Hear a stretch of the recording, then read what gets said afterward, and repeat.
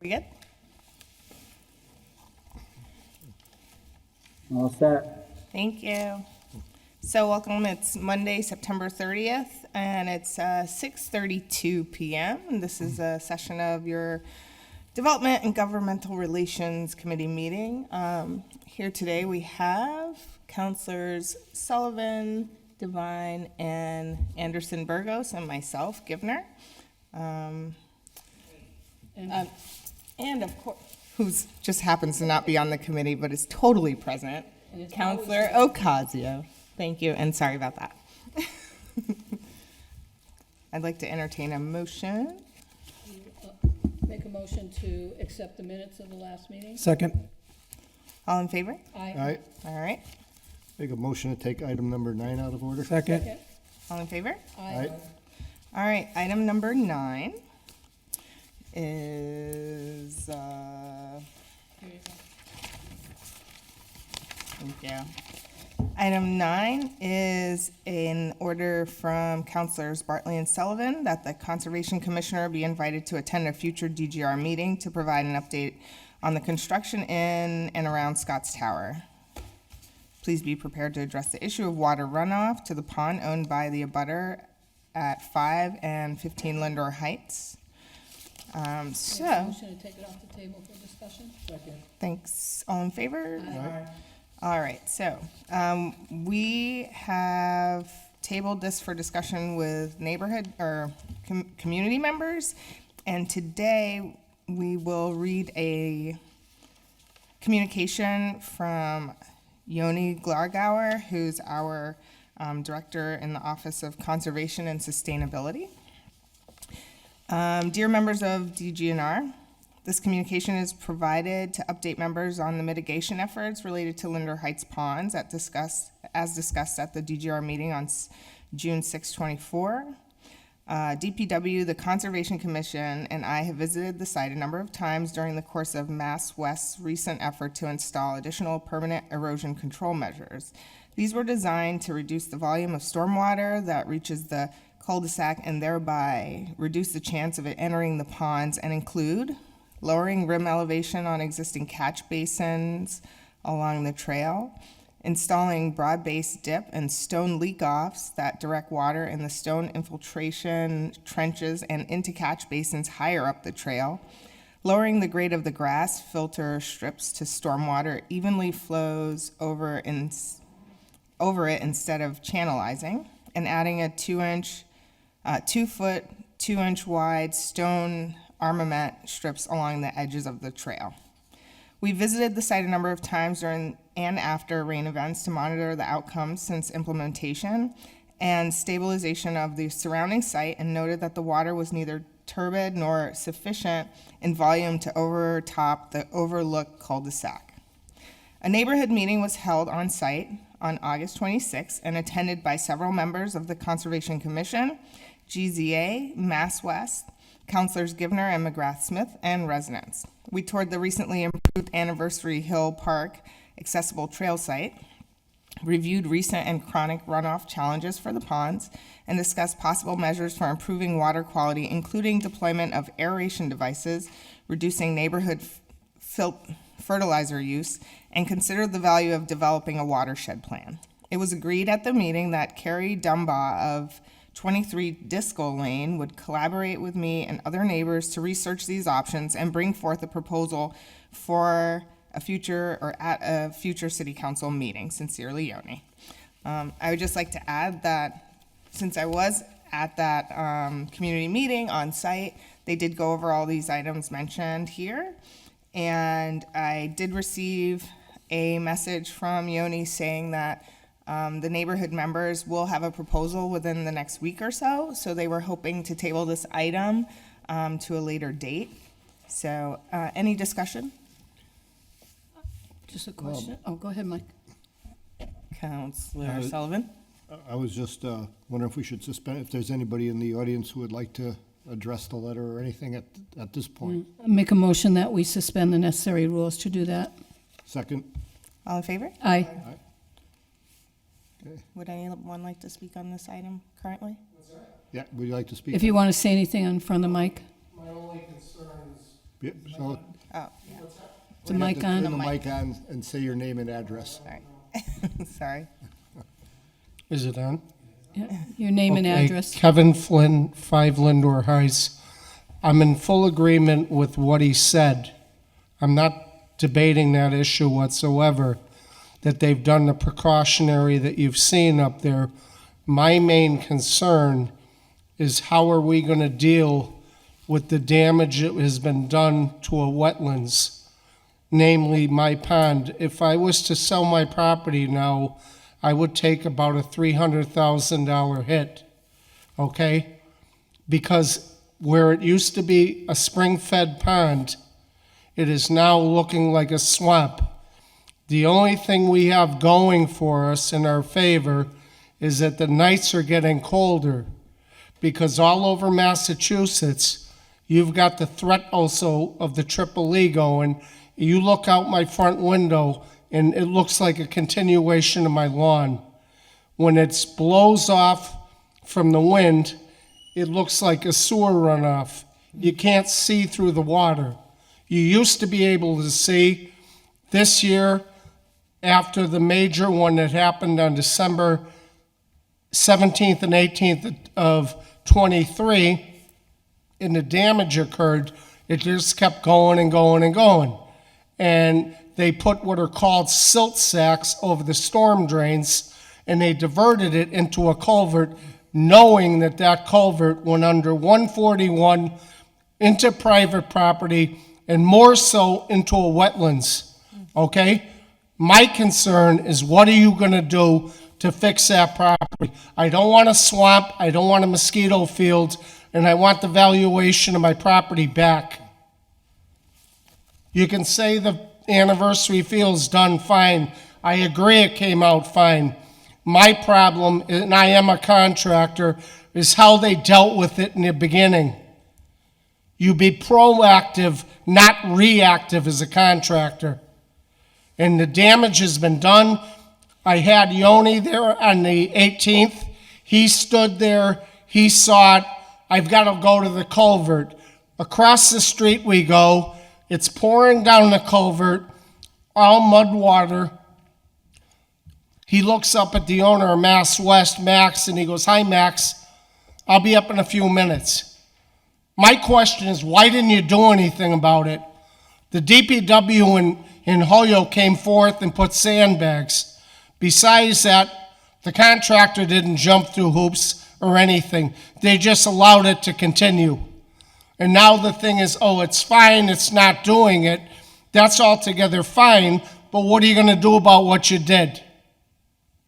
What used to be a pristine pond entering Lindor Heights is now a swamp.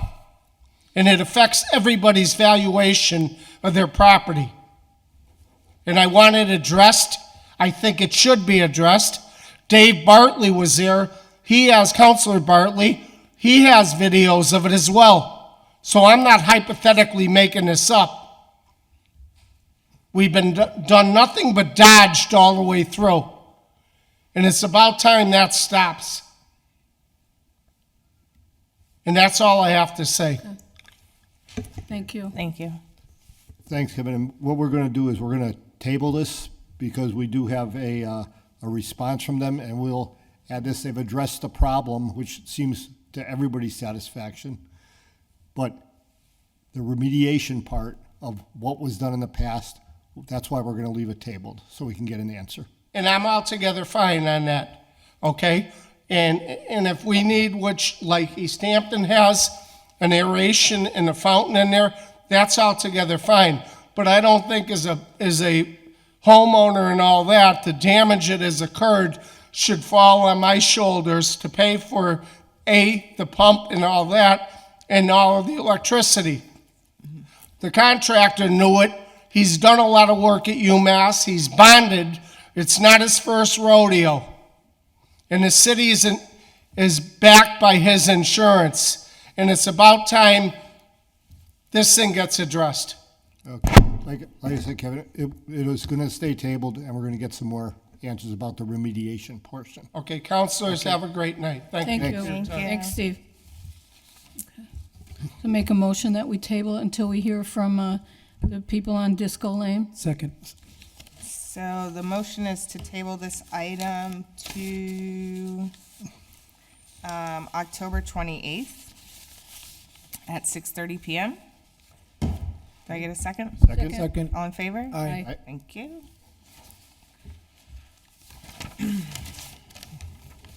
And I'd like to recognize that Counselor Bartley is now also present in the chambers. I'd like to entertain a motion to take up item 6. Second. Motion to take up item number 6. Second. All in favor? Aye. Aye. So, item number 6, in order by Counselor Jenny Rivera on September 4th of '24, that the City Council approved the resolution for Certified Housing Develop Incentive Program project, including a local tax increment exemption, agreement with Elliott Properties LLC for development of 174 Lyman Street. And I did want to note that there was a change in the name of the company to C. Elliott Development LLC.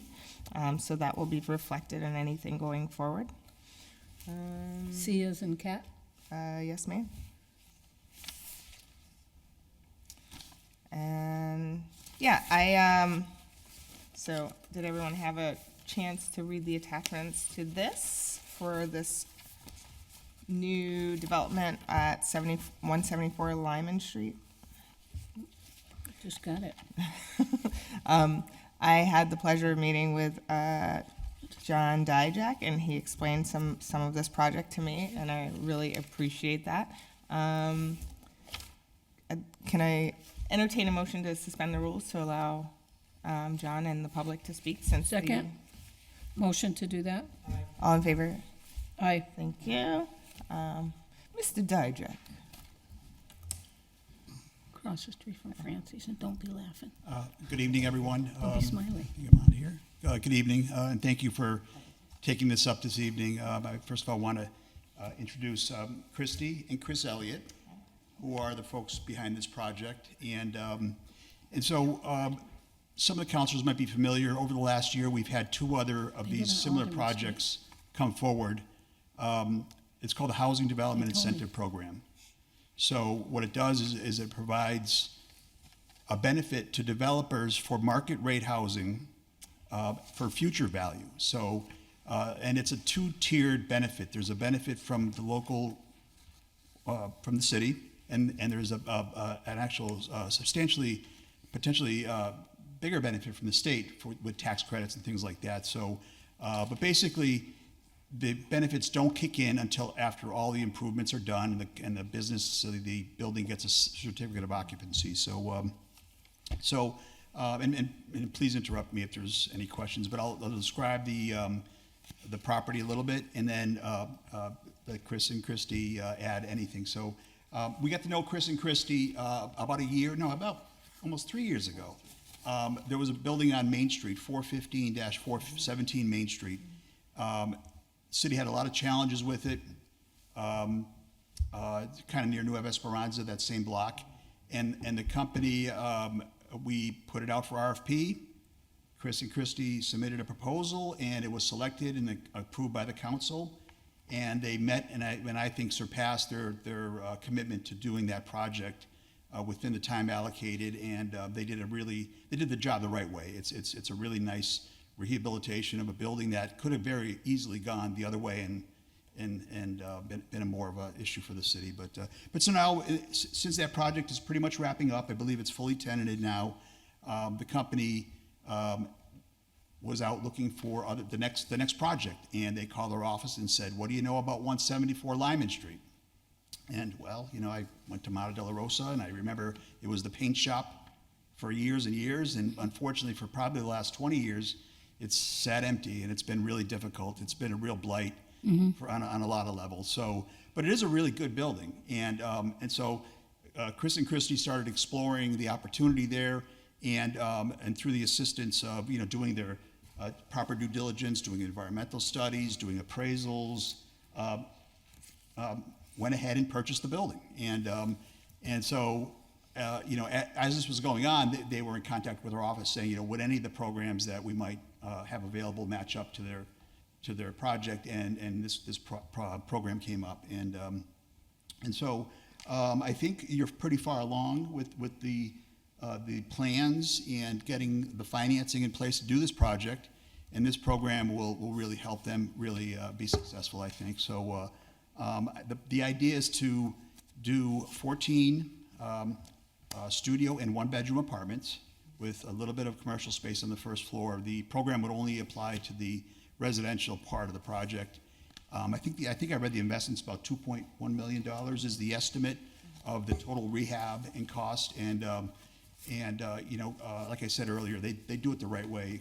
Chris is a contractor, owns a sprinkler business called Elliott Sprinkler, and so, you know, has a lot of really good experience with doing these projects. So I'm probably forgetting a bunch of stuff, but I'll pause there and whether there's questions or these folks can help.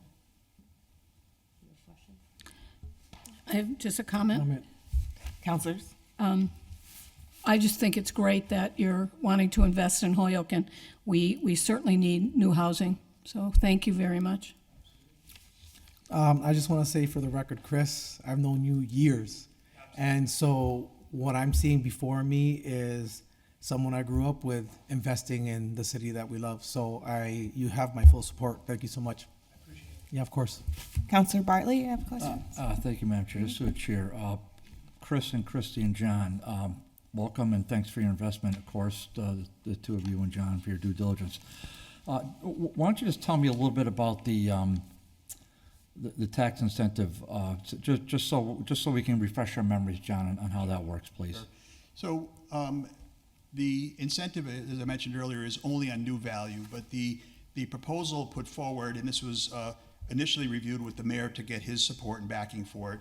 And it's a similar schedule as what we've done with the previous two, just to keep some consistency in the incentive. So the company right now, the property has what I would say a relatively lower value, about $131,000. But when it's done, the building will have a higher value, you know, all the improvements and everything like that. So the benefit is only on the new value. And it would start in the year after a certificate of occupancy is issued. So the first year incentive would be 100% on the local taxes on the new value. So there would be a base value. So the city's actually not, you know, the current taxes would remain. And once the new value kicked in, that's where the break would be for a period of 5 years, a kind of a sliding scale of 100, 80, 60, 40, 20, and starting in year 6, it's fully taxable. So hopefully that answers the question. It does, and just for sure, I don't have the packet, but I know the committee does, so I know it's online, but I can't ever read those online, so. Yeah, I'm just showing you. So in terms of Chris and Christy, what did you purchase the building for? So we purchased it in June for $200,000. Oh, great, okay, so that wasn't like a fire sale, I mean, that was, you know, you paid. We were very fortunate. Yeah, no, you paid 200. I mean, yeah, I mean, it wasn't like, well, none of the councilors were here at the time, but I always love to bring up 1 Cabot Street. We had a mayor that wanted to give that away for $10,000, probably about 250,000 square feet, but we held firm for a significantly higher price than that, but it was going to go for $10,000 at one point, so it would not have been our finest hour. Okay, so $200,000, that's great. And then what's your, Chris and Chrissy, what's your, where are you in terms of getting ready to start doing some work? So we have applied for permitting. We're in the process of cleaning up the front and just making it, you know, like John said, it's been a blight, and fixing up the storefront with the hope of, you know, having it very presentable. It's at the start of the road race area, and have it look nice for March. So we started the permitting. We are entering the final phases of our drawings and architecturals, and going in to secure financing at this point. And it's the building at the corner of Lyman and Maple, correct? Yes, sir. All right. It's a funny address, 174 Lyman, but it faces Maple, does it not? Oh, okay, but that's not the address. Official address is 174 Lyman. Yes, sir. Okay. All right, because that's what I have on my computer. So, okay, and then you said, John said 14 studio, and so how many studio apartments and how many one-bedroom units are you anticipating? So the breakdown would be 8 studio apartments and 6 one-bedroom apartments. Okay, all right. Well, that's going to hit a certain market, and I think it's a market that needs to be served. Yes. So I'm grateful to hear that, and then okay. So, wow. And do you have a timeline? When do you expect to get your CO? It's hard to say, right? But Our hope, we were able to renovate the 415, 417 Main Street location within the 2-year time frame that we were given. This building is substantially larger, so we're hoping within that 2 to 3 year. Like I said, we're still waiting on MEPs and final drawing sets, but a definite before the 3-year mark. oh, okay, 3. Okay, and you're getting finance for this? Yes, sir. Okay, and may I ask who's financing it? We're working right now with Greenfield Cooperative Bank in Northampton, who is our banker Great. currently. Great, yeah, they've already put Matt a significant loan on Race Street, Yes, so that's, they're a great bank to work with. okay, well, advertising, so that's good. Okay, then, okay, I think I've got, so, and John knows very well, we're gonna have a couple of counselors saying, well, why are we doing this? Because we get the same questions every time, but why we're doing it is because you're investing a lot of time and effort and, of course, money. And this is a little way for the government to sort of help you along a little bit, but it's just a new value. But for you, there would be no new value. So that's how I look at it always. So, I mean, if you don't come along, do this investment, there's never going to be any new value. That building's going to sit there for another 30 years and just disintegrate. So, like we've had so many other buildings. So I'm grateful that you're here. I just like to hear more of the fuller story. That's just the way I am. And then I don't know where's Elliott Sprinkler located? So we have offices here in Holyoke and 415 Westfield. Main Street and in Westfield. Oh, you came before. Yeah, Yes, about 3 sir. years ago. Oh, I remember that. Yeah, now I remember. Yes, now I. That building's up and running all, Oh, I know exactly where it is. Yeah, I know. Yeah, that's become a real credit to the neighborhood. Yeah, you had to come before us for something. I Yes, sir. have no idea what it was, but it worked out. So okay, that's the main thing. Okay, that's yeah, I know exactly where you're located. Okay, that's great news. Well, that's again, that would be another success story. So hopefully this will be a follow-up to that. Thank you, Madam Chair. Thank you, Counselor. Any other questions from counselors? Just make a comment. Sure, Counselor Sullivan. Yeah, this building's been vacant since it was Benjamin Mark's Paint, for those that remember. So, just, for 20 years, so, what little we give up in taxes we haven't had in 20 years. So if there's something arising where we can start seeing something in 2 years, I'm all for it, so. Thank you, Counselor. I will echo the sentiments, and I think everybody will be grateful to see something a little prettier at the beginning of the road race. Yeah. John? Please, I should have pointed out, I had 2 typographical errors in it, because along with the order, there's a resolution that goes with the packet. And Chris pointed out that I listed 12 units, but it's actually 14 units in the resolution. And then there was just a minor typo, so if it's okay with the committee, I will update those in the morning and forward them to Jeffrey Anderson Burgos for. I think we can just, You can just do it here. yeah. Okay. And it actually says in the proposal, it does say 14 units. It's supposed to be 12, There's an order in the back that gets signed off, that a resolution that had the the 12. 12 instead of 14. All right, yeah, we can amend that. You don't have to do anything extra. Unless there's any other questions, I did, when I met Chris, when he told me he was a Kirtland School graduate, I know there was some discussion that happened between us, so, small world. Yeah, very small. Congratulations, I Yeah. think it's a wonderful thing. Yeah, it's definitely nice to see more people doing projects in Holyoke, and you've already had some success, so we wish you a lot more. Thank you. And I make a motion that we accept the incentive project. Second. All in favor? Aye. Aye. So do we have to approve the resolution? Oh, Okay. with Make a the motion to- amendment? A resolution as amended? As amended. Is that a, That's for is that the, a motion? Second. all in favor? Aye. Aye. All right, Thank you very much. thank you. One question though, will you be opening Kay's Bakery again? That was a great bakery.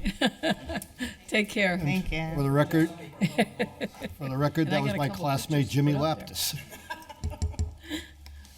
It's great. All right, I'll entertain, yes? Hi. great. I was Counselor trying to make Rivera it had his nice and hand up, neat. But I don't know what. I'm sorry, I if it can't was hear for this. anything. Can you say that again, You please? can't.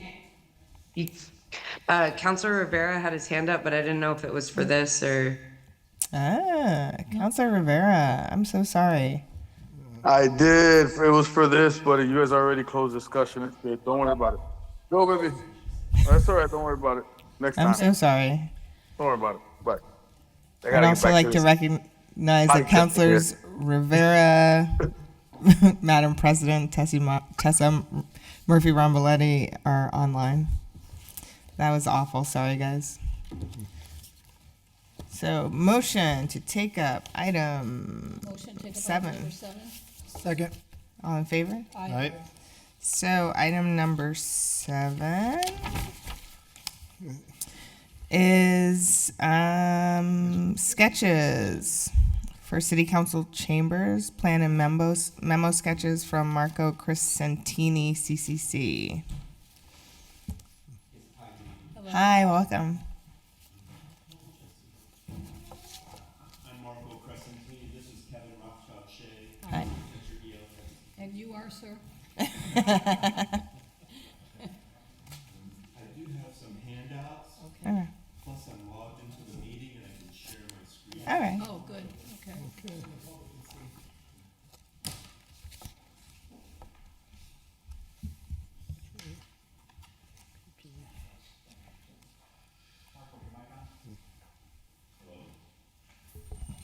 Hello?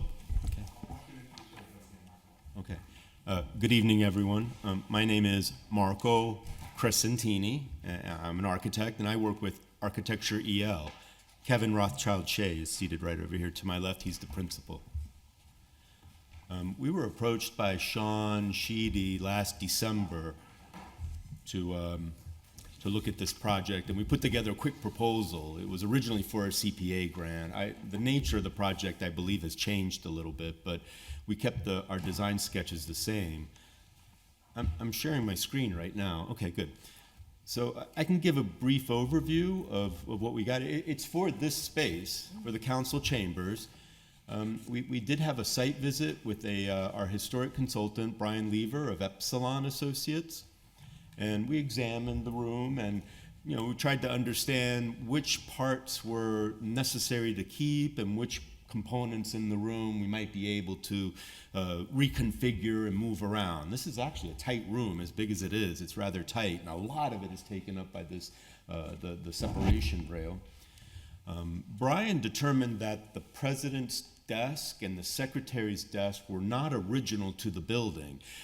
City Hall has a preservation restriction, which means that any work done to the building or the interior, exterior, interior, has to be approved by the Mass Historic Commission. So he thought that that was important to note because he believes that we would be able to remove the president's desk and the secretary's desk, which allows us to make some reconfigurations in the design. He was not so certain about the separation railing, because we couldn't, we were looking at the edges, where it connects, the approximate age. Our historic consultant recommended that we come up with two proposed layouts, one keeping the separation rail and one without. We would just put a new rail in my sketches here. There is just a flat rail, not flat, but a straight rail, not curved as this existing one is curved. Right here, I've got on the screen is the existing layout, pretty much as it is now. I recognize that I did not have the clerk's desk, which I think the clerk sits over here. Is that right, at that desk? Auditor? Oh, okay, well, Sorry. She's not here all the time, but that's where she usually would sit. well, as I was working over the designs or layout, potential layouts with Sean, he suggested that I have a president's desk, the secretary's desk, and a clerk's area or desk. So right now, the existing layout that you see here, you can see the president's. Is everyone oriented with the plan? To the left is the president's desk with the secretary in front. Of course, you can see the curved railing, and to the far right are these entry doors. I can do more if people need some orientation. We have 12 counselors, and we have the meeting table that you're at, and we have the public. I included a sort of a speaker's podium, All right, so I'm gonna, of these layouts, oops, I went the wrong way, excuse me. All right, so this is the next page. Option A is very similar to the existing. I straightened it out a little bit. You can see that the president's desk and the secretary's are in a revised desk table over here at the end of the room. That gave us a little bit of room to spread out. And so basically this is a layout that's similar to the existing. I see Izzy has his hand raised. Does somebody want to? Izzy, your hand's still up. That's from before. No. That's from before. Okay. So this is kind of the same existing. There are some advantages that people are familiar with it. We would have new desks. They would not be individual desks. It's furniture that we haven't even started to look for, but this is the size of the counselor's table that I was looking at. Instead of having lots of individual desks, you can see the 6 spots are all arranged together, contiguous. May or may not have dividers in between. It would have a front, so like a uniform front. You can see that sort of darker, almost brown color. So the inside would be, it would have a facade basically, not just a series of tables lined up. One disadvantage, I think is always a disadvantage, is that you have at least 4 counselors with their back to the public. And that was one of the stated goals, was to try to make it so that everybody has a direct line of sight. I'm going to move on.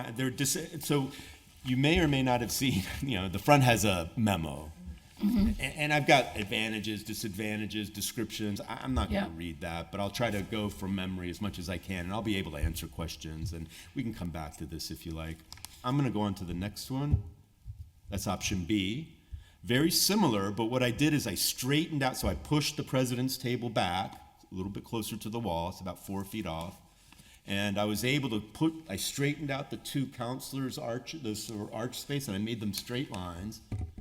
And I felt like that certainly made it so that all 12 counselors can see most of the public. Some is still behind, but it's a better orientation than before. And I believe it does represent an improvement. I didn't draw it here, but once again, the furniture we can tweak as we like. The president's table, while it's not the sort of grandiose what it is here, it'll be nice and distinctive, and whatever. That's something that we can review together or with city council members.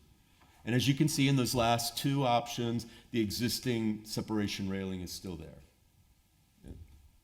I'm going to move on to the next one because I'm not sure how much time I have, but I don't want to take too long. Option C. I'm so sorry to interrupt. Can I just ask you to speak a little clearer into your microphone, please? Yes, I'm sorry. No, thank you.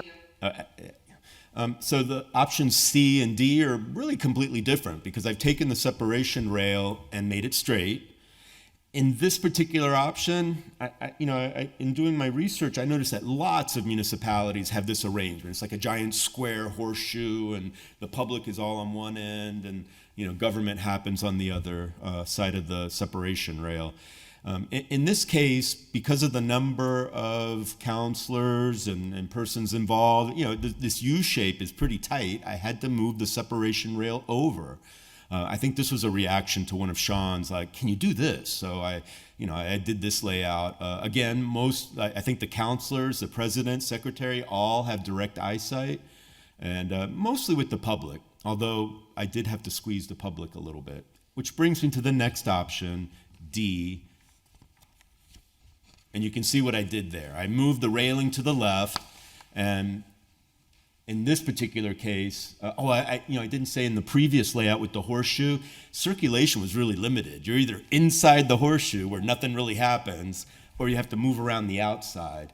In this particular layout, somebody could stand up and hand something to somebody else. I mean, the counselors are on, let's call it a back corridor, so to speak, because the number 6 and 7 are at the end. They would have to loop back around, but circulation is much more easily distributed here. I think I've accommodated for the officers and the meeting table and the counselors.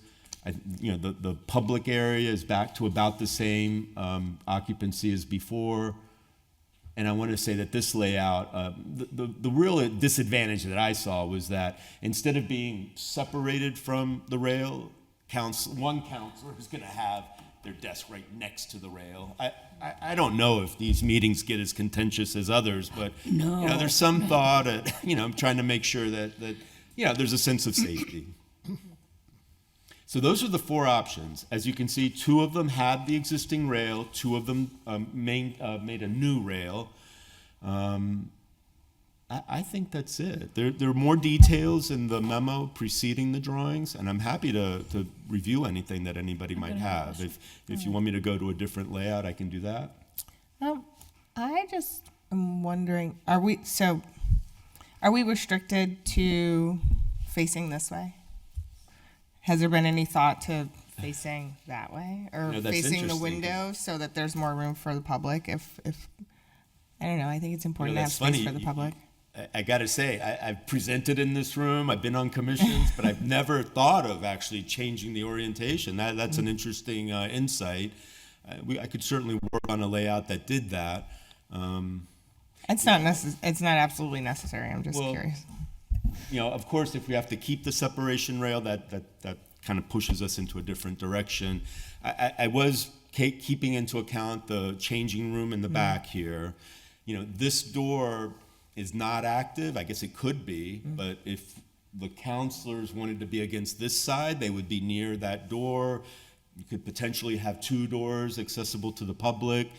You could have seating back here. Kevin, that's an interesting idea. I actually didn't think of it.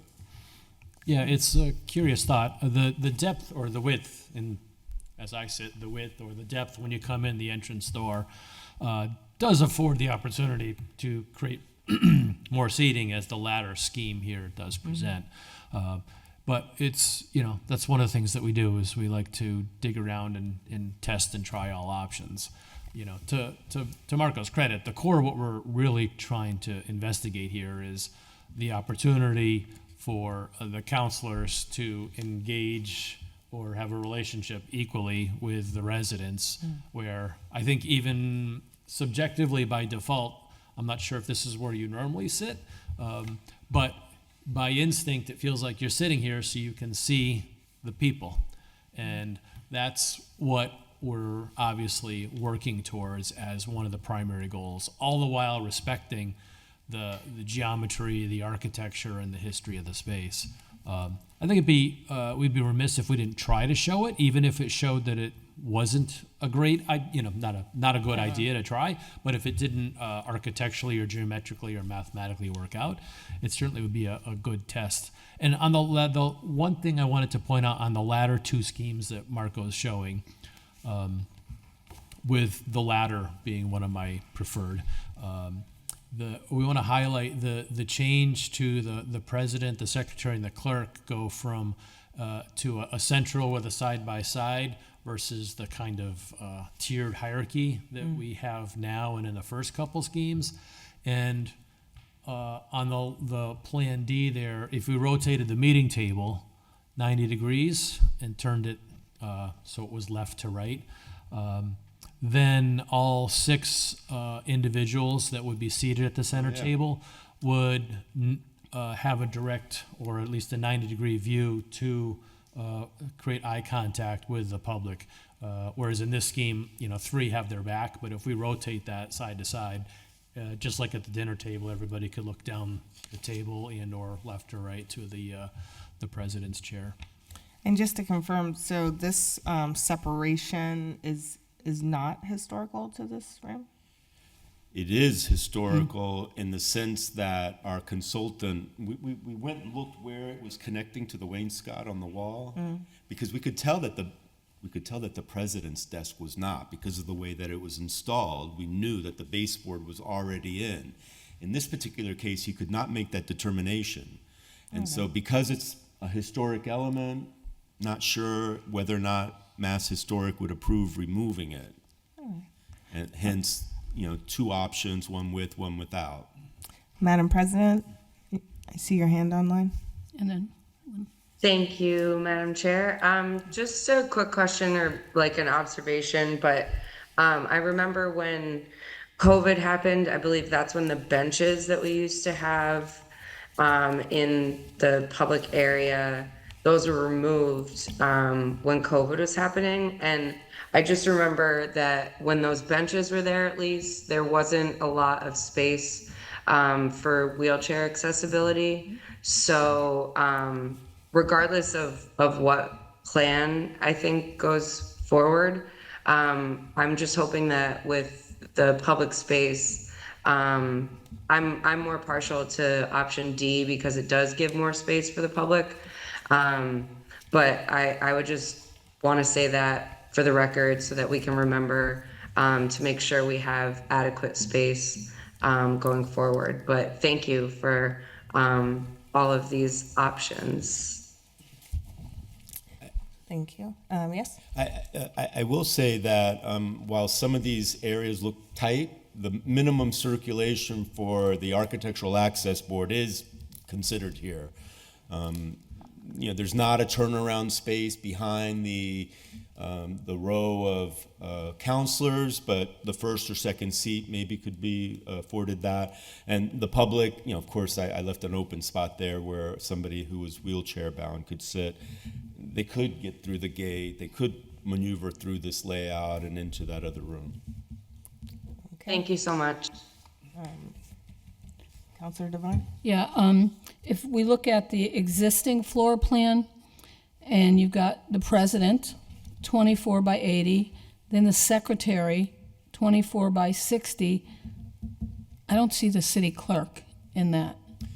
That's one of the things I tried to mention at the beginning that I had not put, I didn't go back in and revise it. I thought that table over there. Oh, okay. And you might not be aware, but on election night, the city clerk's here, see that copier? The big black copier here on her desk? Oh, I see it now, Yeah, yes. okay. They use this whole desk for election night. Results come in, so they have to have it hooked up to the copier as well as to emails, things like that. So you probably didn't know that, so I you did might not. want to take that into account.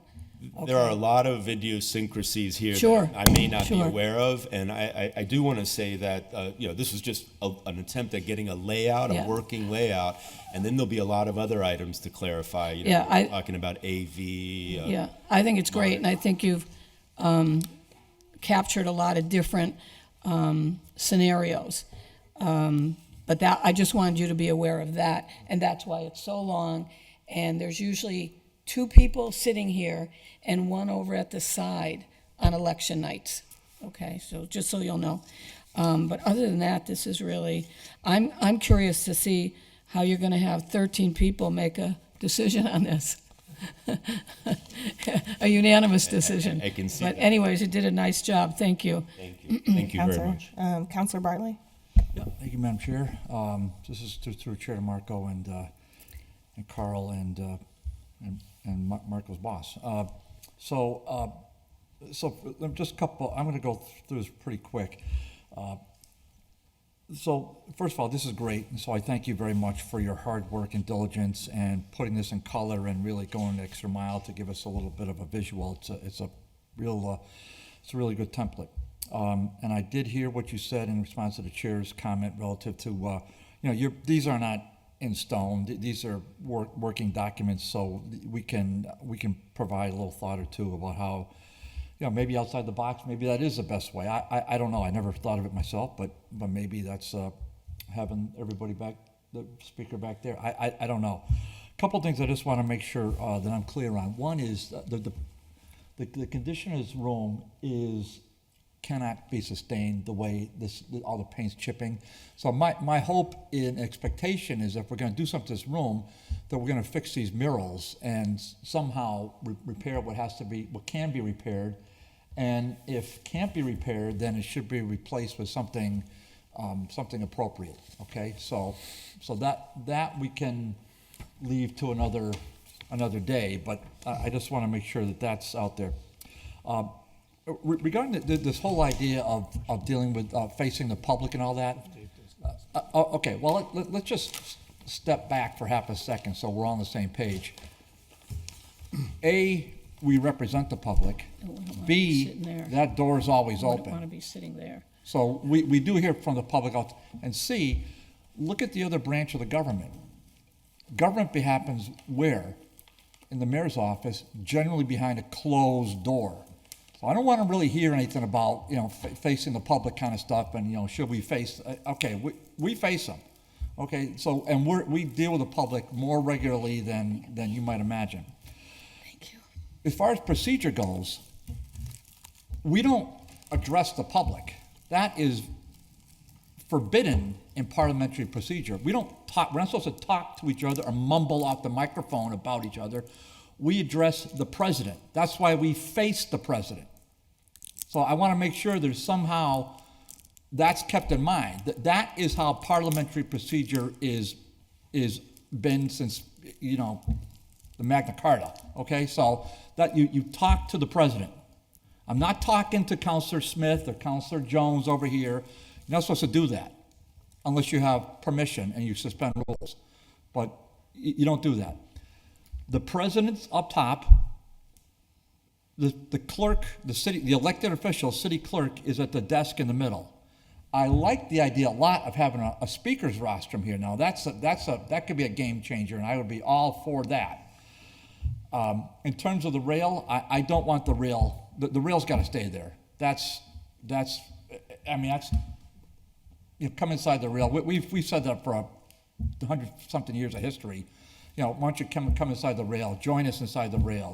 It's there as not just a metaphor, but it's not a protection barrier. It's just it's a way to a line of demarcation. We're elected, but we're elected representing you, and sometimes we invite people in, like we're doing with you three tonight.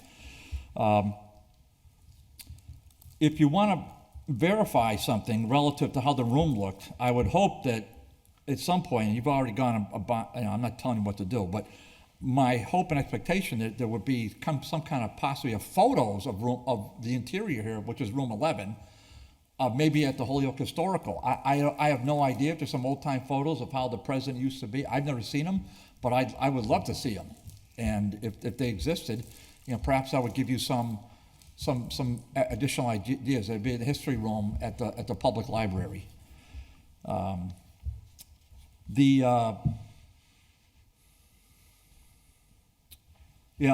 heard the president say the benches were removed. I think this looks a little cheap and cheesy with just having chairs out there. I would hope there'd be something we could do something a little bit better for the public, frankly, would be my, you can bring benches back, but put, padding in them. Those benches are horrible. They're like rock hard. I assume you've never been to Holyoke lockup, but I've taken tours over there. It's like sitting in the Holyoke lockup, except you can come and go. It's horrible. So that's a thought. In terms of this table is just a space killer.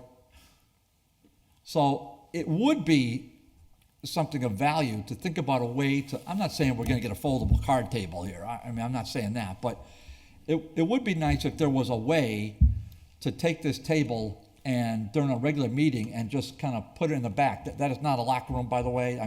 We have lockers in there, but it's not a changing room. It's actually a meeting room, and then the administrative assistant is back in the far back.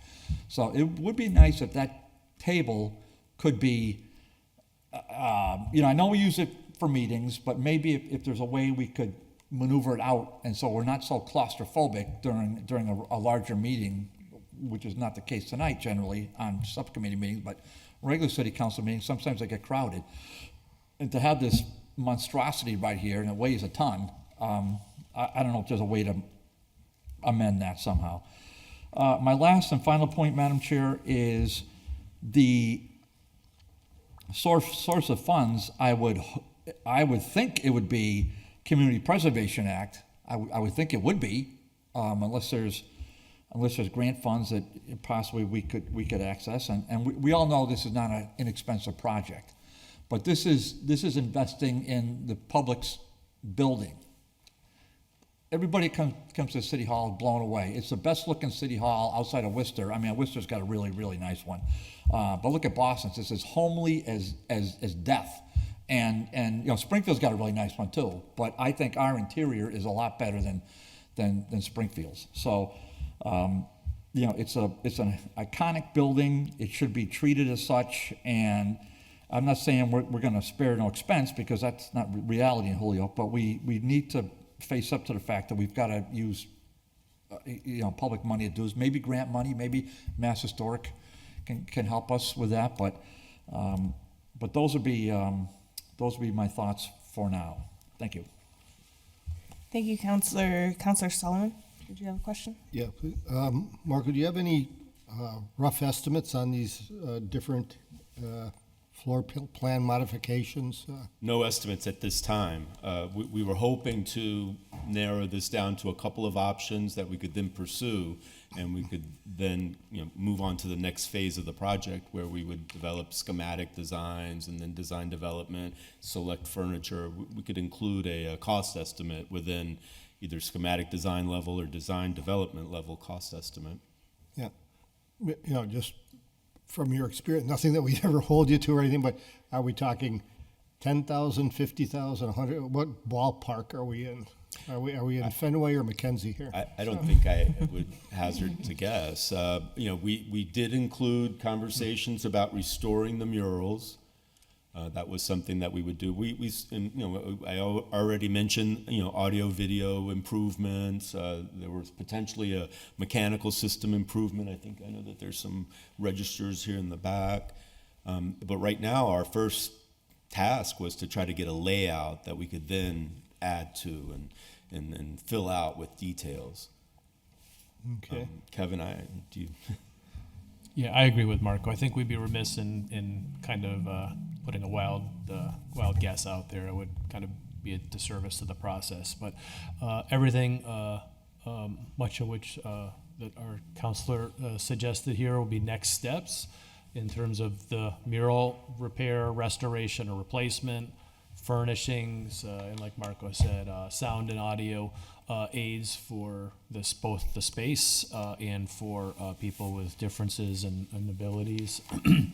All would be factored into the equation, you know, to create a well-rounded budget, and that would be next steps. We've kind of, you know, been looking forward to appearing this evening and getting some initial feedback, so that we could look towards next steps. Okay, so for additional feedback, I've got just 2 items for you. Besides the murals, we had a piece of the ceiling come down a few months ago. Over here. So, Lighting too. you would be on the know, list. and it's quite an intricate piece of woodwork that went on from the original, looks to me, a lot of it from the original craftsman. Of course, the lighting has been changed and stuff like that. One thing you may consider as we get into this is some of the older offices up in the rear section. There's still offices up there with measure of hay, coal, and ice and stuff like that. And some of those offices, they have the same quarter sawn oak that could be repurposed for plans such as a facade for desks and stuff like that were original to the building. So, that's it. That's an interesting idea. Oh, Yep. can I? Yes, interesting. I like that idea, and I did I didn't mention that lighting was also one of the things that we'd like to do. Sean had said that the lighting was inadequate for the space and doesn't really feature the space. The existing ceiling we would leave as is. The only thing that we were really modifying was the desks so that we could have more space. Yep. The more space to work with here on the layout. Okay, thanks. Thank you, Counselor. Yep. Counselor Devine? Yeah, just quick, you may or may not know about surplus property with the state. That's something, they actually have a department that does surplus property. So I did talk to Jamie when she was the purchasing agent, but she's no longer there. And it really is an amazing thing. When I used to work for the state, we got a lot of property from the Big Dig because they no longer needed like file cabinets, things like that. So that may be something that we need to look into. It's surplus property is the name of the division, and it could be from brand new things to certainly better than these chairs, you know. So just a thought. Thanks. Counselor Anderson Burgos? All right, welcome. Thank you for being here. So you had mentioned earlier that the new desks would be connected. Is that what you meant? Yes, that was one item that I described. So then I'm going to give you a piece of history. So at one point, the city councilor consisted of 8 at-large city councilors, which meant 2 extra desks. So just to keep in mind that if ever we go back to 8 at-large, or if the body itself changes, we need to be able to adapt the desks to with that change. That's just to make a point of that. Thank you. Thank you, Counselor. And also, I think it's important to keep in mind for like COVID-y types of situations, we did have dividers at one point, so we should be able to have dividers if needed. You never know. Any other questions? Any other comments? Quick comment about the dividers. If you're looking for them, you may know, Carl, but they're in the voters' office. It's closed down now, but that's where a lot of them are, if you're looking for them. So, this is very interesting. Thanks for presenting these options. I'm not sure what we can do with this tonight, if we're expecting more input or if we're just receiving this as a communication and knowing that this plan is happening. Yeah, this is just for consideration. Okay. You guys decide what you want to do. If you want to go with other options, like you said, we could go forward with that. Is there an option here that we would want to consider for moving forward with? I like any option where there's more public space, but it seems like our room's not going to grow on its own, so. Well, it's kind of hard to make when the rest of the body's not here. I know. I hate to And make a decision and then not have the rest of the city council. Well, then I'll entertain a motion to send this as everybody should have gotten this, but maybe send it as a communication to the full city council for consideration. Councilor Bartley? Yeah, I think what you could do, just procedurally, is this is, this isn't an order, this is, Right. this is a presentation, so I think you can say this was received and complied with, and then I think at the meeting tomorrow, you can probably say that you'll contact Marco and Carl, and we'll figure out next steps, and when the time is right, you can file another order. They can propose another order through you, and then we'll just take it from there. But I think this should be presented to the full city council and Yeah. public, and I think I'd love to see some of these things get online, Carl, if I may, and why not the public could maybe even weigh into Jeff. Holyoke Media. There you go. And these are attachments. They're all in the packet on the holyoke.org under this meeting, so the public can definitely see them. Any other questions or comments? Oh, All right, then I'll interesting. Thank you. entertain a motion to receive and Complied with? have complied with. So moved. All in favor? Aye. Aye. Thank you, gentlemen. Appreciate Thank you, your everybody. time. Thank you for your time. Thank you. All right. Motion to take up item number 1. Second. I think we did one. Good night. How about 3 or 2? Yeah, 2. We received the minutes. Oh, we did? Yeah. Yeah, we did. Okay, I thought we skipped them. Item 2. Entertain a motion to take up item 2. So Second. moved. All in favor? Aye. Item 2 is petition for Francisco Martir food vendor license application for 415 Main Street.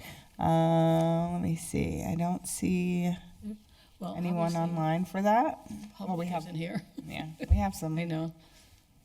Is anyone online for this application? Seeing no one. Make a motion, we table it. So, motion that we table item 2 to October, what did I say, 28th? 28th? Yeah. Second. All in favor? Aye. Aye. Motion that we take up item 3? Motion to take up item number 3. Second. All in favor? Aye. Can we take up number 4 as well? Are 2 lease agreements, or is that too much at the same time? Are they the They're same? both lease agreements. No, they're not the same. They're not the same. They're just lease agreements, though. They're both lease agreements. I mean, it's fine with me. Yeah. Second. All in favor? Aye. I'll make So a- items, what? I was going to make a motion that we accept the lease agreements for Mackenzie Field and Valley Blue Sox for, I think one's the Elms College, and Parks and Rec. And I do see, I would second it unless somebody has it. It looks like Tom Reynolds is Tom online. Reynolds is on there. Oh, okay. Tom, Good evening. good evening. Welcome. Thank you. Do you know the details? I mean, these are repeats from last year, correct? Yes. Okay. I see Counselor Rivera has his hand up. So, do you have a question, Counselor Rivera? Yeah, just to see if anything's changed from last time, with regards to fees and costs or anything like that. I think the question for me, again, still lies as to, we are grateful that these people are using the fields, but at the same time, it's just making sure that we're getting also a reflective piece back when it comes to that. So like, the contract is the same for like the last 10 to 12 years, if I'm understanding correctly, but costs go up for us paying maintenance for maintaining and taking care of the fields. So I just wanted to bring that up. Thank you, Counselor.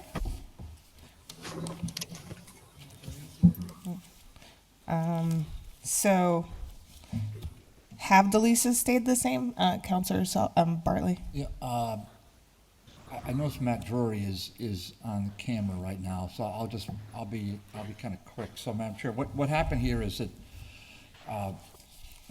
Tom and I have spoken on this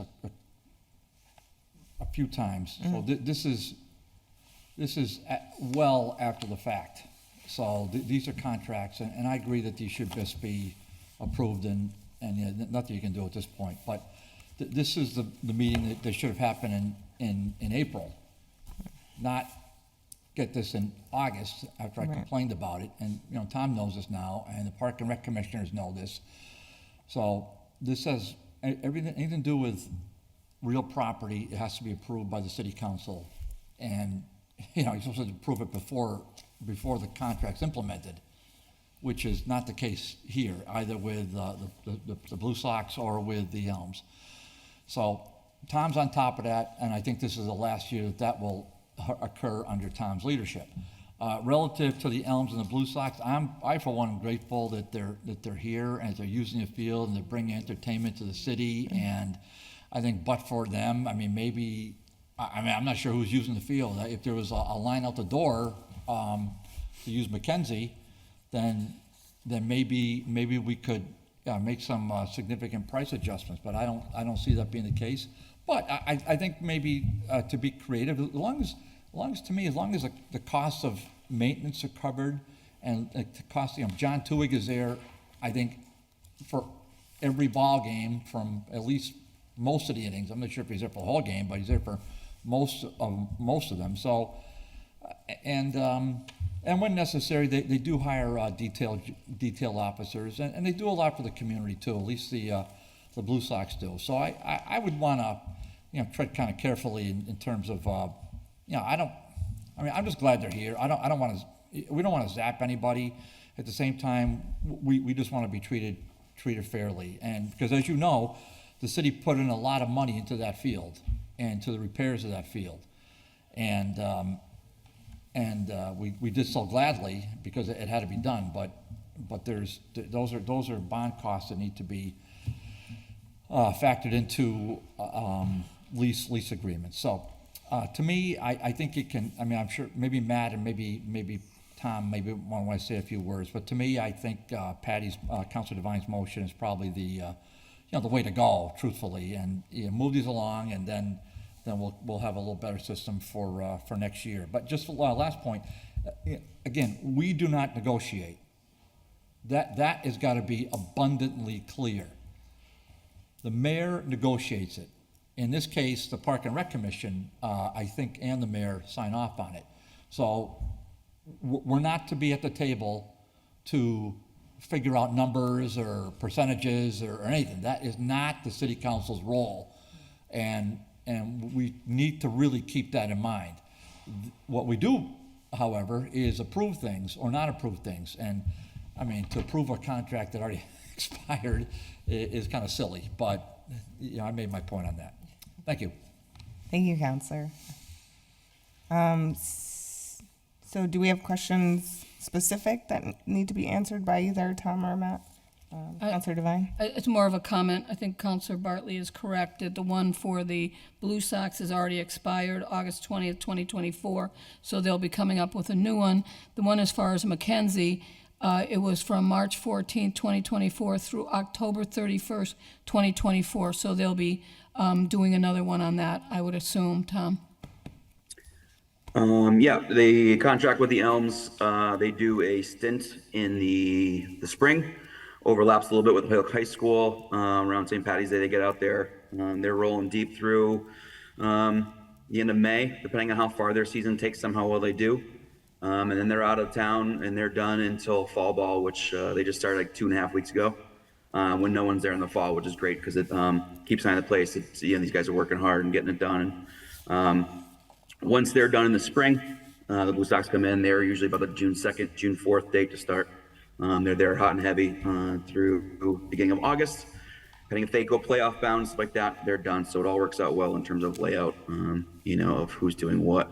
In terms of maintenance fees, that's obviously the first and foremost. I don't have a budget to cover costs for people to come in and use the field. So, that's obviously, we make sure that we're covering our costs to maintain the field with John, Kelvin, Tim last year, he left us, but these guys are working hard and doing what they can to get that field playable for the caliber of play that people are coming here to play on. I know Matt can speak to that if needed, but that price point for covering our end of things is definitely what drives, I think, the values here. Over the past couple of years since I've started, we've increased the rates on these leases. As we know, our rates for paying our workers have increased. So, that's got to reflectively show and be parallel with what we need and what it costs us to take care of that field. So, next year, obviously, we'll get this going a lot quicker. It's funny how winters can change and go so fast and go so slow at that same time. And then before you know it, we got baseball happening and we're scrambling around to get these. So I will take this and bring it to DGR and CC prior to April. I'll even get it done before then, so we're all our ducks in a row. And that's pretty much it. Thank you, Tom. Counselor Sullivan? Yeah. Matt, did the Blue Sox have a winning season? We did. We made the playoffs for the second year in a row. And just to address the counselor's concerns and questions about the value that I think that we're adding to the community at large is, obviously our community events, but as well as the team. We've made significant investment in the team as well as Mackenzie Stadium. We put in some new backstop padding that was used by several other groups as well. That was at a cost of $5,000 to us. Some buildings as well as we've made over, a five-figure investment into our broadcast department as well. which is now featuring Mackenzie Stadium on ESPN Plus in every Blue Sox home game. So the ability to be featured in the community and talking about that with the events and stuff going on, I think is a nice shining light on Holyoke and Mackenzie Stadium.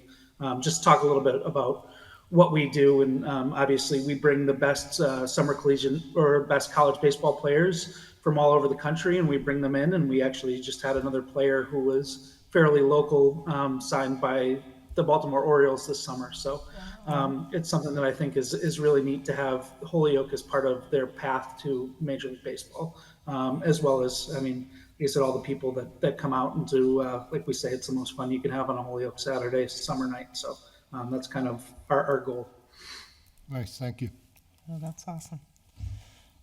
Any other questions in the room? I All just right. have a comment. Tom, don't forget the the Westbrook name as well.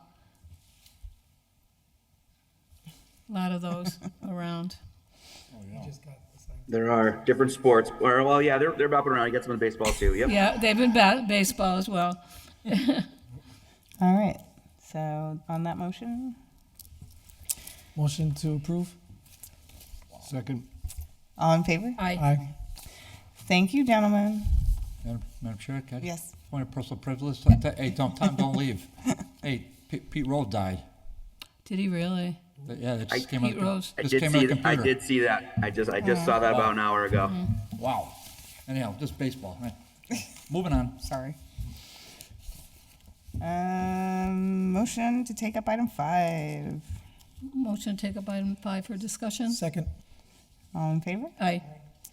Item 5, in order to declare Holyoke Assessor's parcel 38004 at 285 Main Street as surplus property to sell to the abutter Jonna Kazan Torres with an address of 10215 Jamaica Avenue, apartment 2L, Richmond Hill, New York, for $15,000. This property is valued under $35,000 and therefore exempt from procurement requirements.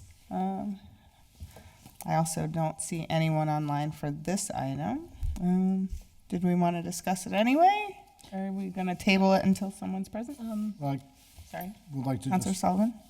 make a comment that I'm looking at the pictures and it's a vacant lot between two commercial buildings. Correct. And this Person person, says they live next door. yeah, But their address is in New York. They purchased a home at 289 Main Street. So I don't, I think it'd be helpful if this person was here because there's definitely a building there next to Enlace and then there's that vacant lot. So, and this says they live in New York. yeah, I don't recall any homes there, and hopefully this isn't the case, but given that, I think this might be for Colorado. That's funny. yeah, it says that they're out of Richmond Hill, New York. Right. So, Well, I think we can table this to 10:28. Yes, ma'am. I just have Counselor Devine. a couple comments. If you read her letter, she is planning to, let's see, once their house is under renovation, the house currently, I envision constructing a residential property on the lot to further contribute to the vibrancy of the area. And then she talks about how she's talked with Aaron Vega and what he provided. So my feeling based on her letter, and I know that in all likelihood we might want her here or Aaron Vega. It's really up to the committee, but my preference would be to accept the offer, but that's just my preference, and get it going for her. Thank you, Counselor. When I look at this property, it's between two buildings that look like they have apartments upstairs. I don't know which one of them is going to be turned into a home for them or what they're working on, but it seems like, I just feel like we don't have a whole lot of information here. Counselor Bartley? Yeah, just, I would, 95% of the time, I would be right there with Counselor Devine, because I would say the city doesn't need to be holding on to property. No. Okay, we're not in that business. But when you look at 289 Main Street, I would like to at least, I mean, there's a big X on it there's a huge X on that building. So if that's someone that the applicant owns, I would kind of like to hear what the plans are and see a proof of letter of credit to show that this person's for real. Because maybe the person at the other abutter, I can't see the street number, but the other abutter may have a plan too, or maybe there's somebody else. But when I see a building with an X on it, that's not the best of signs, at least in my photograph. Which building has the X? I'm not, so I don't see the X, but I can see. 289?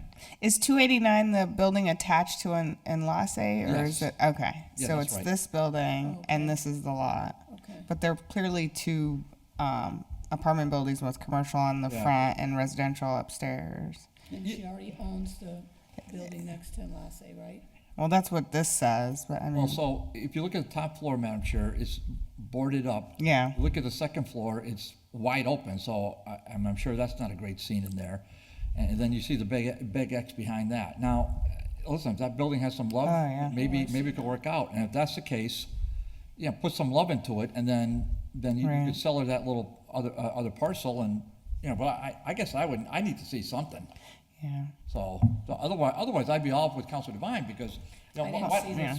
because why do we don't want to hold. No, we not don't at want all. that. But this isn't like Chris and Christie, who just finished a successful building completion with apartments on Main Street, and they're now moving on to another project. This looks like it's in progress, but we don't know from Right. who. I mean, they're obviously angels, right? Yeah. Because coming in here doing what they did on Main Street, that was a disaster. Total. Well, maybe this is the same thing. I would just like the person who's trying to buy it to be here. Prove it. Yeah, prove it. And I want to. You need to show a letter of credit, something from the bank that they, that they got a pot to spit in, right? So you need something. Counselor Rivera, you have a question? Yeah, I kind of err on the side of what Councilor Bartley is saying with regards to having some sort of, and you as well, Councilor Givner, with having someone to either come in to represent and talk about what the plans are, or at least have the conversation. What I wanted to say to the Elliott people were thank you investing in Holyoke, and also it was a good property that they put together. They did everything the way they're supposed to, and now they're taking it to the next step and going to the next level and doing another one. So for them to do the same would be great, right? I'm not saying that we're the gatekeepers, but like they haven't come forward with a plan, even for the building that they have now. So we don't know what's going on, and to just give them the property like that, and then who's to say another few years later they turn it over and sell it, which I don't care at the end of the day, but then you don't have no control as to what's happening on that block. You know what I mean? But like, I would err on the side of caution until someone comes in and can elaborate a little more. Thank you, Counselor. Yeah, I would just I make a be motion curious. that we table this. Okay. and Have Aaron Vega come in, and if the, Or even just get a communication from OPED about this. and maybe she can zoom in, because she's in the Army, Yeah. so I don't know where she's stationed or whatever. Okay, so let's recognize the motion to table this to Monday, the 28th of October. All in favor? Aye. Aye. All right. Moving right along.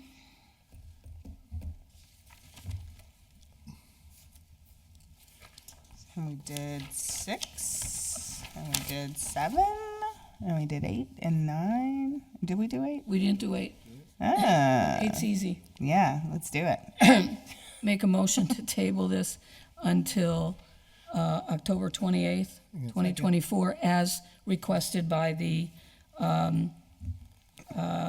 permitting coordinator from Levesque Associates. I'll second it, but I think. Counselor Sullivan has a Sullivan question. Well, I would just like to note that we've tabled this 11 times now, and this is a public hearing, all right? There's nobody here at all. Counselor Bartley, do you have some insight? Mike, you done? Or? Yeah. Okay. Yes. No, I have no insight because they don't tell, Mr. Levesque doesn't, and then Mr. Martin, I think, is the other, was Salmar.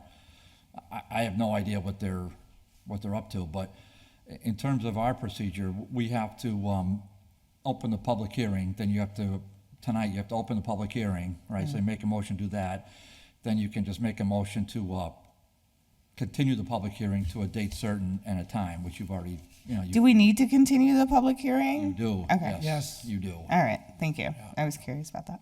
Yep, so all you have to do is that, and then you'll be. All right, so I'll entertain a Yeah, motion to anyway, open this public hearing. Can I just make one more point, Madam Chair? Yes, of Oh, course.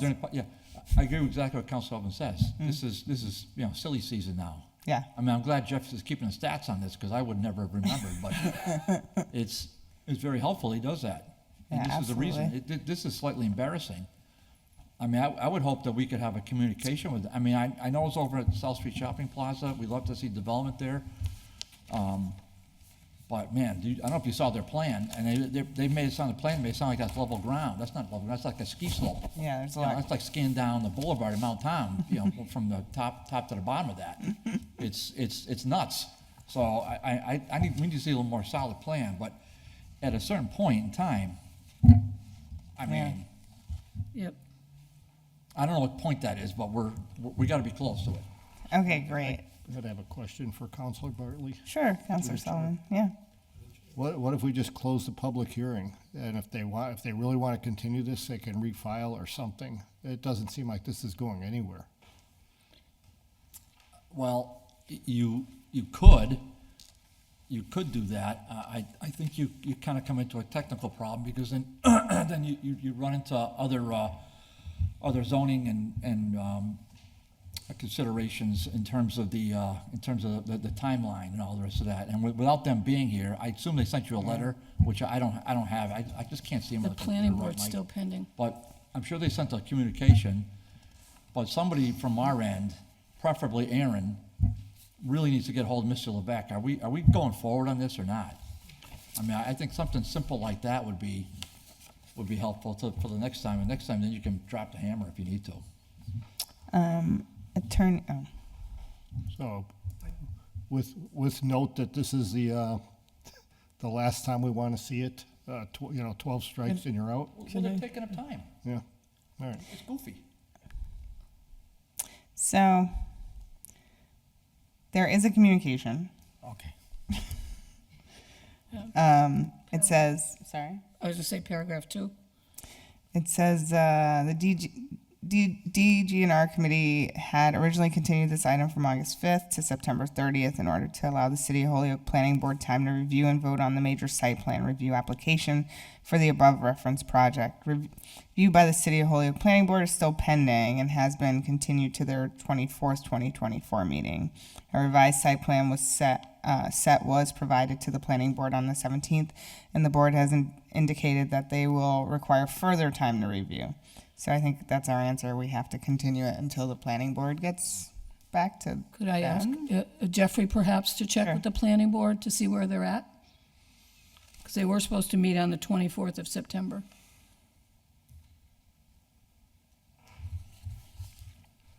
Unless we can look at minutes somewhere.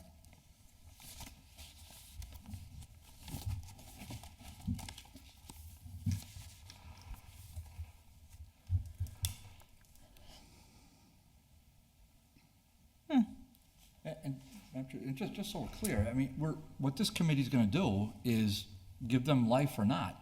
And Yeah. they want a drive-through. And if they don't get the drive-through, then they're dead in the water. So, I mean, we can't just, move it along, but I guess we need to hear from Right. the planning board for sure. Yeah. And I'm sure they've got a lot of questions and, because of the site and the slope and all the rest of that. So hopefully they're doing their due diligence and we'll get some feedback from them, but So, so the public hearing is currently open, correct? Mm-hmm. All right, I'd like to make a motion to close the public hearing. I just have a question. Can we do that without the planning boards? There's nobody here. No, but the planning board hasn't given us their recommendation, so I don't know that we Oh, can or okay. not. Right, so I would continue. All right, so let's just, Continue it till we All right. get a word from the planning board. but it has to be a date certain, so let's do it Yep. to the 28th like everything else. Okay. Busy day. Since they may or may not be here. All right, all in favor? Aye. Thank you. Point of order? Yes. Can you make a motion, or consider making a motion to get Aaron to get a communication from Mr. Levesque instead of this stock one? I mean, are they coming or not? Yeah. Yeah. I mean, I mean, this is a pretty I mean, it is a communication. It's the And it's same, it's the CC'd. same letter we've seen a dozen times. Yeah. Just the dates changed. You know, like all those thousands of emails that we. I don't get any emails. What are you talking about? I've had over 1,000. Do you? Yeah. Over 1,000. There's, You know which ones I'm talking about? I do. yeah. Oh, the CSO ones? All right, focus, guys. Do we need a motion for that? I can just get a Continue to communication for the 10:28. next meeting. All right, thank you. All right, all in favor? Aye. Great. Motion to take up item 9. 10. Oh, great. Motion to take up item 10. Second. All in favor? Aye. From Counselor Bartley, who happens to be in the room. HPD and Mass DOT work to promote a pedestrian safety plan for the employees contracted to work at the Soldiers' Home. Mass DOT expects to have up to 300 employees working on site for the next 3 years, and the employees are scheduled to park at Lot Q at HCC during that time. Refer to HPD, MassDOT District 2, and the Development and Government Relations Committee for follow-up. It's my understanding that there have been some safety plans put in place. Oh, Oh, I thought you told me that. No, it No, wasn't I- you. Who said there was a bus? They had a shuttle going from the Soldiers' Home project to HCC for those workers. Nobody? Did I dream that? I mentioned that because that's what I heard that was going to happen when I was at the site. Oh, but we don't know. No, not for sure. Okay. But Juan and that's what I we were heard. at the same meeting. Were you? So maybe you Last guys year. told me that. Yeah, we were at the same. Yeah, didn't they say that in the Yeah. meeting? But we don't know if it's actually happening. Right. Okay. I would just say, move this out because, look, I mean, you can, there's only so much we can do at this stage. We've kind of, They're getting to work. I see them building things. yeah, what I'm going to do is, you can just vote on it any way you want to vote on it, but I would just say, just move it out of here, and then I'll have a chance to follow up with them. If I file another order, I will. Okay. Okay, I mean, what can you do? So I'll entertain a motion that item 10 be complied with. Second. All in favor? Aye. All right. And yeah. Motion to Motion to adjourn. adjourn. Second.